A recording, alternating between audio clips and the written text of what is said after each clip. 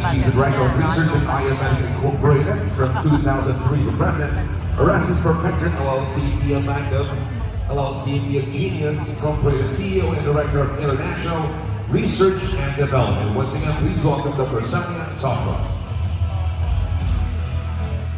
Good afternoon. We're going to be talking about how gene expression protects us from aging, and if it actually can do that. But we are far away from that, as you can see. This presentation is based on an article that I recently published, and also the books that I have published, which have been translated in 9 different languages, and also other articles that I've written previously. So now, what is gene expression? Gene expression is basically a process from where gene information is transferred to the cytoplasm, and then it makes different proteins, which are the brains of our cells. I have a video so you can see exactly how this is happening. It happens through signals. The proteins send signals. These signals are expressing a specific gene. And from there, the gene, you have 2 different processes. One is the transcription, basically you write it down, and the other one is the translation. You're translating it into a protein. So it goes from the gene, the RNA polymerase creates the messenger RNA that goes into the cytoplasm and becomes what we call the transfer RNA. And from there, the amino acids are connected like a sort of a necklace, like this in a necklace, and they make a protein. So basically, the cell receptors detect the signal, and from there, gene expression occurs, and from their downstream process leads to the gene expression. But gene expression is not a simple thing. It's a very complex process. So several genes may control the expression of one gene, and several proteins may control the expression of one gene, which controls the expression of another gene. So it's sort of a very complex situation that has to do with signaling within the molecular network, and it also has to do with environmental input. For example, what you see here is you see 2 bioidentical twins. One of them has expressed genes that have aged her, and that's because of smoking, and the other one has not. So what we do determines how many genes will be expressed. Now, obesity and BMI levels trigger the expression of genes.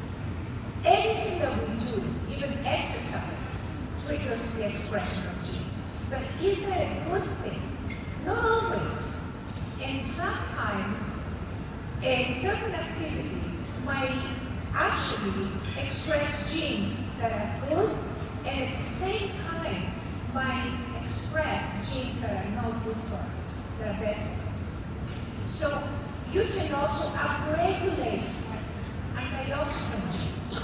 And you all know that women live longer than men. Why? Because the estrogens activate the nuclear factor kappa B, the NF-kB, as it's called. That is a signaling pathway. And that signaling pathway serves as a regulator of increased innate immunity. So let's talk about telomeres. You have heard about telomere acid. It's a very, very hot subject, and they're selling pills to increase the telomere acid, and creams, and this and that. Well, actually, if you increase the telomeres, it's a bad thing. So they did a study where they had the POT1 gene that increases the telomeres. The telomeres do not shorten. Well, what happened in that sample, 15 out of 17 people ended up with cancers. Lung cancers, skin melanoma, and thyroid cancer. So not shortening the telomeres could lead to cancer. It's not a good thing. So that's a very important thing to remember when they start selling you the creams and the pills to maintain the length of your telomeres. Now let's talk about epidrastal topics, okay? The aging epidrastal has about 150 editing events that basically alter the RNA. So you can see how extremely complex this process is. It's not just something, let's kind of increase a gene and then good, we have anti-aging. It's not as simple as that. So don't let anybody tell you that. There is genome editing, and that is now a new technique that they do. They basically take one part out and they edit it the way you edit a text, okay? The problem with that is that it's highly unethical, and it can lead to a lot of problems. So it's only ethical if you only replace the specific gene that has to do with a specific clinical disorder. Otherwise, it's not ethical. So here is some of the longevity genes. I'm not going to time you with them, but they are the A-pod, the FOX03, the CETP. There's many longevity genes. And this is what is longevity? It's anti-aging. So here is a study from the BBL study. It's like a laser kind of that they have. And they claim that they produced gene expression. Here are the problems with this study. Number one, they did not find any collagen, which is why they said, oh, we got gene expression. Number two, none of the genes that they expressed has to do anything with longevity genes. They did not even express one longevity gene. Nothing, not even one. What they expressed is the ZNPSTE24 gene, that because it has the lamin A that is connected to the absence of which is progeria and is early aging. They say, oh, this is an anti-aging gene. The problem with that is that overexpression of that gene means inflammation. The other genes that they express, the IGF-1R receptor, when it's overexpressed, it turns into malignancy. And the ING4 is the exact opposite gene. So they said, oh, we are expressing one, but we're expressing the opposite as well, which could be basically zero, right? Well, no, it's not zero. That means that we're regulating. The problem is that they don't know how much of that gene they're expressing, because it's not a signal, it's just a dramatic method. So they don't really know. And basically, what they probably did is they just increased inflammatory genes. And like the I4G1, that is a gene for Parkinson's disease. I don't even know why they included that. The IF4FPI, that has to do with, again, with cancer processes. And most of these genes have to do with increased cancer. Why? You have to be careful when you start saying, I'm expressing genes, because that could be a huge problem. And the CCL13, which they are regulator, but that is connected to interleukins 4 and 13, that they are greatly inflammatory. They are associated with inflammation. Not only interleukins are associated with inflammation, but these particular ones that this gene is associated with to increase inflammation.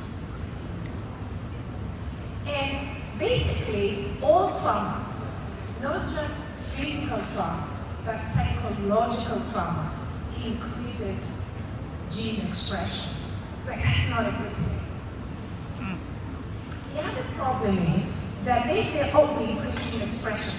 Well, gene expression that is good for the younger people is bad for the older people. So it depends who does the treatment. If it's a young person who does the treatment, maybe that's a good thing. If it's an older person that does the treatment that already has a lot of inflammation in the system, then it's definitely a bad thing.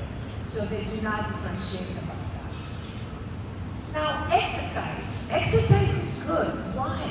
Because it expresses up to 311 genes. Are all of these genes good? No.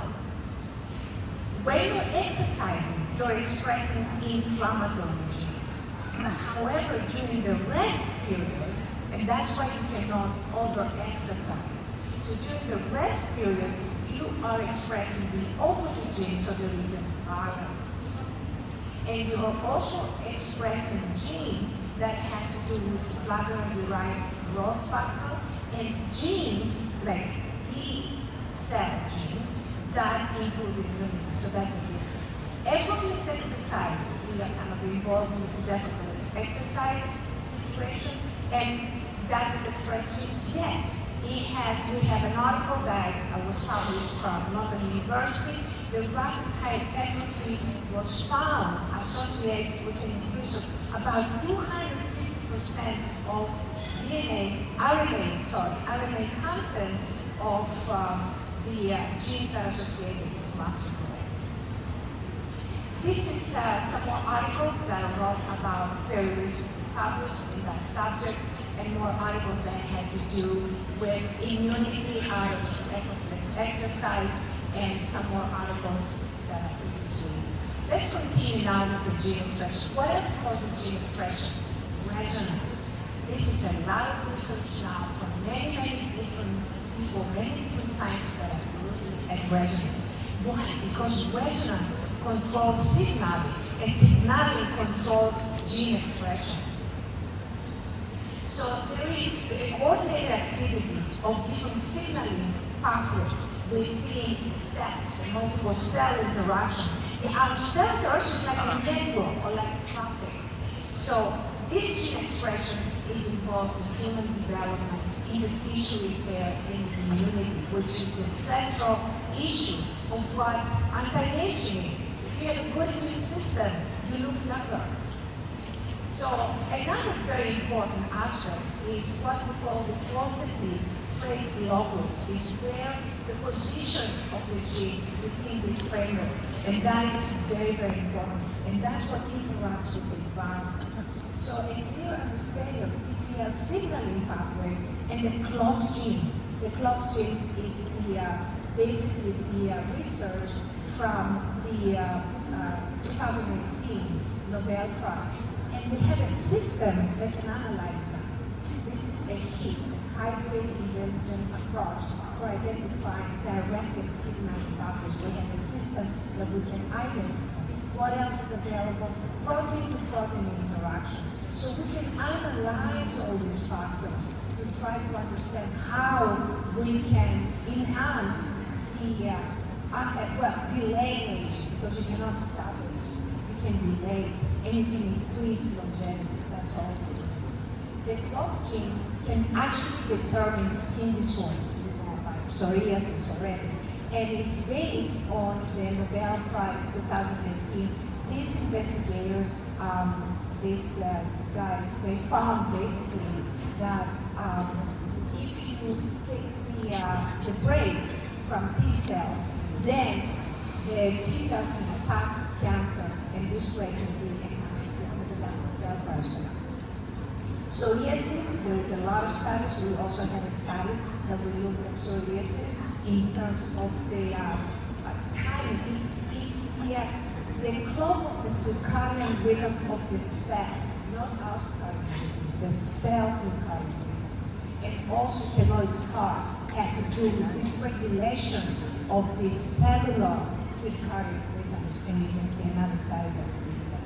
So we can actually try to identify skin disorders by isolating the genes responsible for this disorder. This is how we can do it. Okay, not just kind of burn the skin with some laser and say, here we express some genes. That's not a good method. We have to look at it at the molecular level. So we have to identify what mutations and what is that we have to correct. And basically, the idea is, can we reverse skin disorders by resonance that can reform proteins? And that's another Nobel Prize, actually, recent one. In other words, can we unboil an egg? What an egg or the boiled egg is proteins that have been denatured, mean destroyed. when a protein is denatured, it doesn't work. It's useless. So can we do that? Can we unroll the egg? And this is all the new research that is showing that yes, if we start reforming proteins, then it's like unrolling an egg. We can do that. And again, that's the cancer theory. What's cancer? It's unfolded proteins. It's a cell that does not basically work. And this is the research that got the Nobel Prize of protein folding. Now, on the left, you see a normal protein. You see how it's all folded. And in the right, you see a nonsense protein. That protein is useless, doesn't do anything. It's like a fried egg. It cannot make a chicken anymore. Okay, so, and again, this is a process that leads to a normal protein. I don't know if I can use this. Here it is. Sorry. So, this is, and then we have a nonsense protein. Basically, this is a bad thing. You got a nonsense protein in your system. It can give the wrong direction. It can get the wrong gene expression. The whole thing is turning into a chaos. So it's like having a factory and your manager who gives all the instructions on what to do with the product is breakdown. Again, this production is going to be a mess. And this is the protein fold is extremely complex again, and you have a primary structure, a secondary, a tertiary, and you have a 4D structure that basically is what the protein that is the most functional is. It's a very complex process, and anything you do with lasers or anything that involves heat will denature proteins. So it's not going to reduce inflammation, it's going to increase inflammation because the denatured proteins are going to make a mess in the systemic communication. Now, the problem with denaturing one protein is that there is a contagion effect. There is basically it attacks the other cells around it, and then we have pretty much other proteins getting denatured as a result of one protein. That's one protein that is denatured. And when you do a laser or a radio frequency, you don't denature one. You denature thousands of proteins. So, and we do have again the second virial coefficient, the SVC. It's a measurement that we can see what happens after a laser treatment, for example. How many proteins have been aggregated? That means useless, basically. And how many of these proteins we can refold and create a decrease in the aggregation of the proteins. And with this, I would like to end my lecture, and thank you very much for having me and also for doing the non-work. Thank you. Thank you so much, Dr. Sofra, for that wonderful presentation. I would like to call on Dr. Lesmes Lewin and Dr. Vanessa Torres to present our certificate of appreciation to our speaker.